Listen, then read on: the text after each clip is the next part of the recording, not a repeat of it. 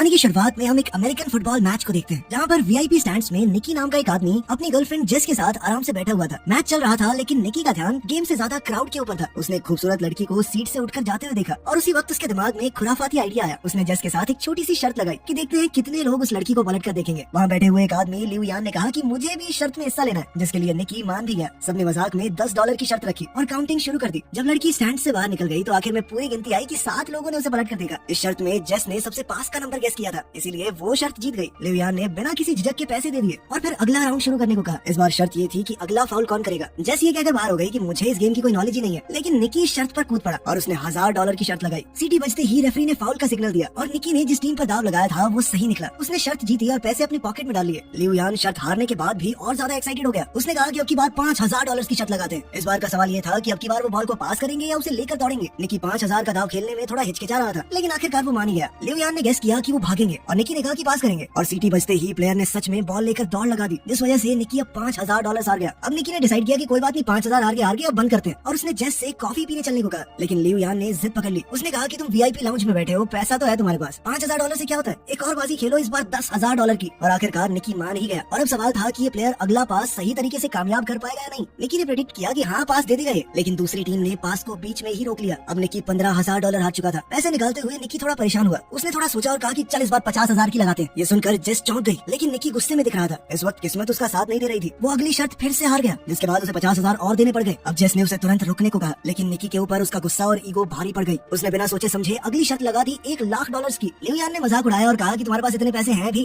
निकी ने बिना कुछ ज्यादा कहे कैश का पूरा एक बंडल टेबल पर फेंक दिया। इसके बाद तो लिऊ यान भी एक्साइटेड हो गया। अब निकी ने शर्त लगाई कि अगला पास देखना इंटरसेप्ट हो जाएगा, पूरा नहीं होगा, लेकिन इस बार पास कामयाब हो गया। निकी ने अब लाखों डॉलर्स का नुकसान उठा लिया था। अब वो समझ नहीं पा रहा था कि इस मुसीबत से कैसे निकलूं। उसकी इस हरकत से जेस भी बहुत हैरान थी, लेकिन अब गेम बहुत ज्यादा तगड़े लेवल पर पहुंच चुकी थी। निकी ने कहा कि मेरे पास $1 मिलियन बचे हैं, पूरी शर्त लगाते हैं, देखते हैं कौन जीतेगा। इस बार ताश के पत्तों से फैसला होगा। लिऊ यान लगातार जीत रहा था तो अब वो खुशी से पागल हो रहा था। उसने निकी को एक एटीएम मशीन की तरह देखना शुरू कर दिया। लिऊ यान ने अपना पत्ता निकाला जो थी 5 की पंजी। निक को अब बस 5 से बड़ा पत्ता निकालना था। जीतने का चांस काफी ज्यादा था। निक ने पत्ता उठाया और बहुत ही कॉन्फिडेंस से पलटा, लेकिन उसकी तो तिग्गी निकली तिग्गी। ये देखकर तो जेस तुरंत ही कुर्सी से नीचे गिर गई।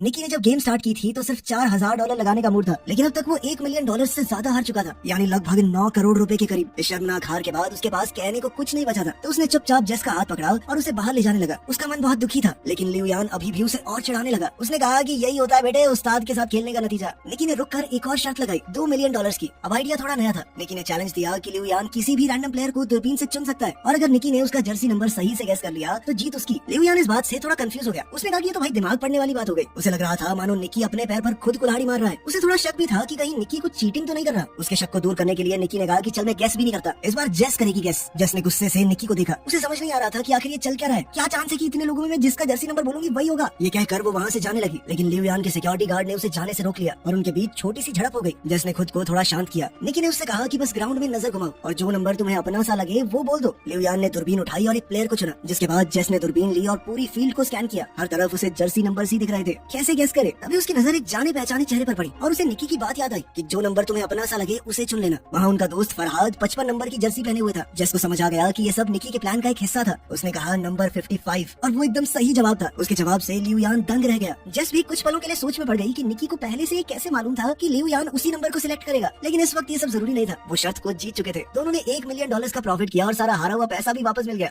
2 बड़े कैश से भरे हुए बैग लेकर वो स्टेडियम से बाहर निकल गए। कार में निकी ने जेस को बताया कि ये सब कुछ उनके प्लान का हिस्सा था। वो लिऊ यान को काफी समय से ट्रैक कर रहे थे। दरअसल लिऊ यान हाई सोसाइटी में अपनी जुआ खेलने की बुरी आदत के लिए मशहूर था। उसके सामने कोई कुछ भी शर्त लगाए वो कूद पड़ता था। निकी की टीम ने ये पूरा प्लान बनाया था। जैसे ही लिऊ यान ने अपने होटल रूम से बाहर कदम रखा, उसके सबकॉन्शियस माइंड में नंबर 55 डाला गया। सिक्योरिटी गार्ड के लेबल पिन में भी 55 लिखा था। स्टेडियम के रास्ते में साइन बोर्ड पर भी वही नंबर था और उन्होंने उसे सिर्फ ये नंबर दिखाया नहीं बल्कि सुनाया भी। मैच देखने आते वक्त उन्होंने लिऊ यान की गाड़ी में एक गाना चलवाया था, जिससे उसे बार बार 55 नंबर का हिंट मिले। उस गाने में 124 बार 55 जैसी आवाज निकल रही थी, जिस वजह से लिऊ यान का दिमाग बार बार उस नंबर की तरफ खींचा जा रहा था। साथ ही उसे फरहाद की एक फोटो भी दिखाई गई थी, जिससे वो एक विजुअल मेमोरी बन गई। जब वो दूरबीन से देख रहा था तो उसका दिमाग नेचुरली नंबर 55 की तरफ गया और जेस ने फरहाद को देखते ही 55 कह दिया। जेस को पहले से कुछ भी इसलिए नहीं बताया गया था ताकि इस पूरी गेम के दौरान उसके एक्सप्रेशन बिल्कुल असली रहे, ताकि किसी को भी उन पर शक न हो। ये सब सुनकर तो जेस निकी से पूरी तरह इंप्रेस हो गई। इसके बाद कहानी कुछ दिन पहले जाती है। कुछ दिन पहले की बात है, निकी एक कमरे में बेड पर था और उसके सर पर एक आदमी ने बंदूक तान रखी थी। उसके पास में ही जेस बैठी थी, जिसे वो बस कुछ ही दिन पहले मिला था। ये साफ दिख रहा था कि निकी को किसी ने अपने जाल में फंसा रखा है, लेकिन उसके चेहरे पर डर का नामो निशान नहीं था। उसने सीधा कह दिया कि मेरे पास एक भी पैसा नहीं है, अगर गोली चलानी है तो चला लो। वैन वाले आदमी ने उसके रिएक्शंस को समझा और तुरंत पहचान गया ये आदमी खिलाड़ी है, हमसे बड़ा ठग है ये। और उसका अंदाजा बिल्कुल सही था। निक एक बेहतरीन ठग है जो कि छोटी मोटी चोरियां करता है, वो भी बहुत सफाई से। जेस ही उसे फंसाकर इस कमरे में लाई थी, तो उसने जेस के अंदर एक नेचुरल टैलेंट देखा। जेस उस वक्त तक कुछ नहीं समझ पाई थी। खैर जब वो बंदूक वाला आदमी चला गया तब निकी ने जेस से कहा कि तुम्हारे पास एक गिफ्ट है और अगर तुमने लोगों को ठगने की अपनी इस ताकत को अच्छे से तराश लिया तो सारी जिंदगी बैठ के खा सकती हो। निकी ने कहा कि हमारा तो पारिवारिक धंधा ही है, मेरा बाप उसका बाप सब ठग थे, वो पुश्तैनी ठग है। हर ट्रिक हर एक चाल उसके लिए गेम थी। जेस ने बिना समय गवाए थोड़े पैसे निकाले और कहा कि मैं आपसे सीखना चाहती हूँ। निकी ने भी समय बर्बाद करना जरूरी नहीं समझा। बाहर जाते वक्त भी निकी ने जेस की एक अंगूठी चुरा ली थी और उसे पता तक नहीं चला था। जब तक जेस समझ पाती कि हुआ क्या है तब तक उसकी घड़ी भी गायब हो चुकी थी और जब उसने हैंडबैग में घड़ी रखी तो निकी उसका वॉलेट निकाल चुका था। इन सारे कारनामों के बाद निकी ने कहा कि हाथ की सफाई, टाइमिंग और थोड़ा सा स्टाइल, बस यही चाहिए इस काम में। उस दिन निकी ने उसे गुड बाय के अलावा कुछ और नहीं कहा।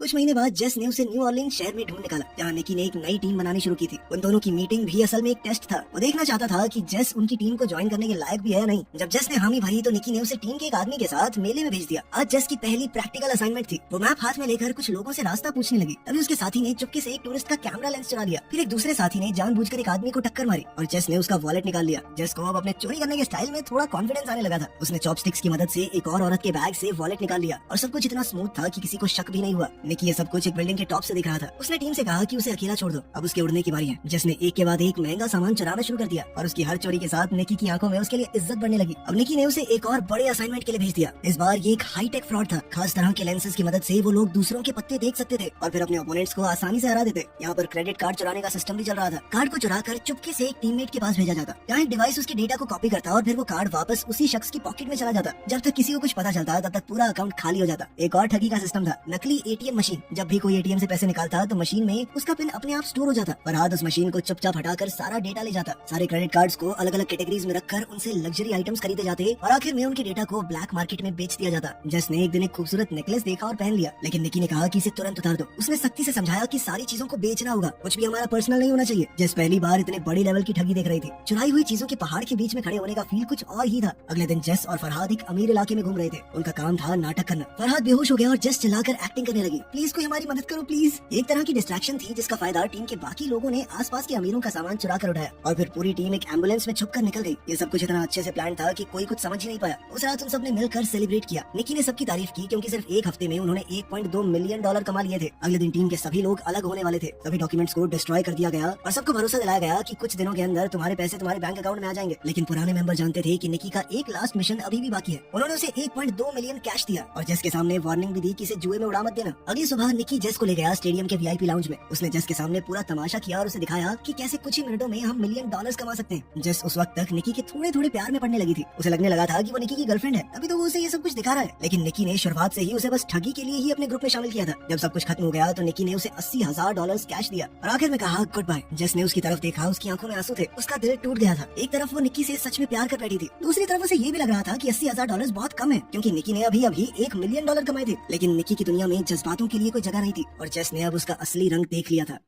लगभग 3 साल बाद हम एक रेस कार को सर्विस स्टेशन में घुसते हुए देखते हैं और जल्द ही हमें निकी भी वहाँ नजर आया। उसकी आंखों में थकान थी और उसके चेहरे पर साफ लिखा हुआ था कि पैसे खत्म होने वाले हैं। लंच के वक्त उसकी एक रेस कार टीम के मालिक गरिया के साथ मीटिंग थी। गरिया की रिसर्च टीम ने EXR नाम का एक नया एल्गोरिदम डेवलप किया था, लेकिन वो इस एल्गोरिदम को और बढ़िया करके अपने जीतने के चांसेस और बढ़ाना चाहते थे। इसके लिए उन्होंने निकी को काम पर रखा। प्लान बिल्कुल सिंपल था, निकी उनका चीफ इंजीनियर होने का नाटक करेगा। फिर वो ऐसा दिखाएंगे कि उसके और गरिया के बीच में लड़ाई हो गई है ताकि दूसरी टीम्स उनके जाल में फंस सके। इसके बाद निकी फिर EXR का एक फेक वर्जन बेचेगा राइवल टीम को और असली सिस्टम गरिया टीम इस्तेमाल करेगी, जिससे उनकी जीत पक्की हो जाएगी। डील के हिसाब से निकी को 1 मिलियन यूरोस मिलने वाले थे इस काम के लिए और फेक सिस्टम बेचने से जो कमाई होगी वो भी उसकी। निकी ने इस काम को मजाक समझा। इतना सिंपल स्कैम तो वो नींद में भी कर सकता था, लेकिन गरिया के बटलर को उस पर बिल्कुल भरोसा नहीं था। उसने सीधा निकी को धमकाते हुए कहा कि अगर कुछ भी गड़बड़ की ना तो गोली सीधी छाती में मारूंगा तेरी। निकी ने एक टक्सीडो पहना और शाम को एक पार्टी अटेंड करने के लिए निकल गया। उनका प्लान था भीड़ के बीच में अपना झगड़ा करना और उनका प्लान तो तभी बिखर गया जब जेस ने एंट्री मारी एक लाल ड्रेस में सीढ़ियों से उतरते हुए और वो सीधा जाकर गरिया के गले लग गई। ये देखकर निकी का दिमाग घूम गया। उसने जेस को 3 साल से देखा ही नहीं था और अब वो किसी और के साथ थी और वो भी उस आदमी के साथ जिसने निकी को काम पर रखा है। जेस ने आराम से निकी के पास आकर कहा कि अब मैं कोई ठग नहीं हूँ और जो कुछ भी 3 साल पहले हुआ था अब उन बातों का कोई मतलब नहीं। उसने ये भी कहा कि गरिया को निकी और उसके बीच के पुराने रिश्तों के बारे में कुछ नहीं पता और कहा कि अगर ये बात दबी रहे तो ही बेहतर होगा। ये सब सुनकर निकी का खून खौल गया। उसने वोडका का ग्लास उठाया और एक ही बार में खाली कर दिया। पहले उसे लड़ने के लिए एक्टिंग करने की जरूरत थी, अब तो उसे वैसी खुंदकारी थी गरिया पे और उसने सबके सामने जबरदस्त झगड़ा किया। ये ड्रामा राइवल रेसिंग टीम को बहुत पसंद आया। जल्द ही सिक्योरिटी ने उसे पार्टी से निकाल दिया, लेकिन अब राइवल टीम का बिजनेस कार्ड उसके हाथ में में आ चुका था। अगली सुबह निकी मैक्लारेन टीम के मालिक से मिला। उसने सीधी बात की कि 3 मिलियन यूरोस लगेंगे, EXR सिस्टम बेचना चाहता हूँ मैं। रेस कार के मालिक के पास पैसों की कमी नहीं थी तो मोल भाव की जरूरत ही नहीं पड़ी। उन्होंने तुरंत ट्रैक को टेस्ट किया और रिजल्ट देखकर मालिक का चेहरा खिल गया। निकी ने भरोसा दिलाया कि 48 घंटे में पूरा सॉफ्टवेयर मिल जाएगा। दूसरी तरफ जेस सड़क पर फरहाद से मिली। फरहाद को निकी ने भेजा था। उसने जेस को बताया कि 3 साल पहले निकी का चले जाना जरूरी था, उनके पास कोई चॉइस नहीं थी। उसने कहा कि निकी अब भी जेस से प्यार करता है। फरहाद ने एक बक्सा जेस को दिया जिसके अंदर वही नेकलेस था जो जेस को पसंद आया था। इस बात की कोई गारंटी नहीं थी कि वो असली है या नकली, लेकिन उस बात से फर्क नहीं पड़ता था। उस नेकलेस को देखकर जेस का मन पिघल गया। जेस के मुंह से तो ये निकला कि वो निकी पर भरोसा नहीं कर सकती, लेकिन उसकी आंखों में कुछ और ही लिखा था। वो अब भी उसके लिए कुछ तो महसूस करती थी।